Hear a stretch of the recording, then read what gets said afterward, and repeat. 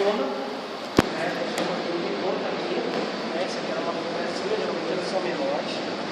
Pegou a compressa, também não é para enxugar de qualquer jeito. Existe uma forma correta de se fazer isso. Então, vocês, senhores, vão abrir a compressa, a palma na mão dos senhores. Lembra que o braço está sempre alto, tá? E vai enxugar. Com uma face, vocês vão enxugar um lado.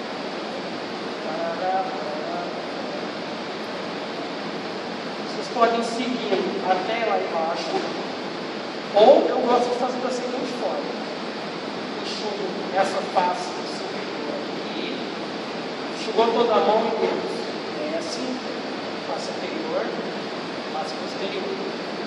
Tenta não fazer assim no cotovelo. O cotovelo é contaminado. E agora eu tenho o hábito de fazer da seguinte forma: eu pego a mão por baixo, que não foi usada, se usa só aqui em cima, e inverto. Faz todo churinho, pra cá. Esse aqui é o saco de escola. Realmente eu não tenho saco, falando saco. Ok? Terminou?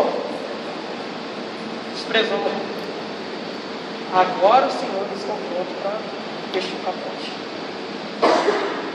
Alguma dúvida até aí? Vocês entenderam como que faz a lavagem social das mãos?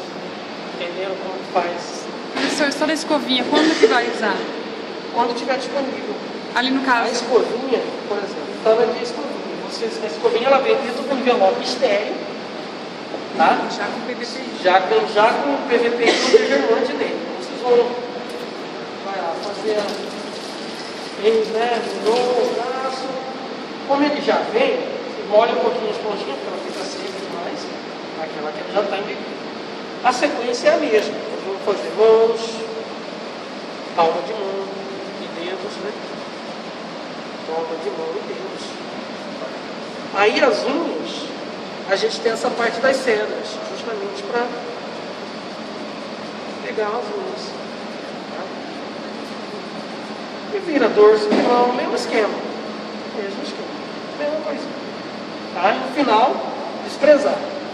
Como a gente faz isso mais de uma vez, a gente faz uma vez, lava e depois lava de novo, esse cirurgião tem esse hábito, lava uma vez que vai secando, molha de novo e começa de novo a ensaboar, a segunda vez a escovinha você já não vai usar mais, porque você já desprezou.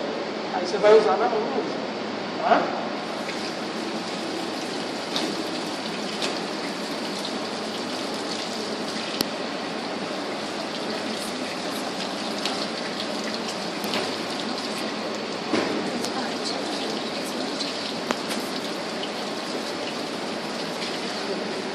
Ok? Sim.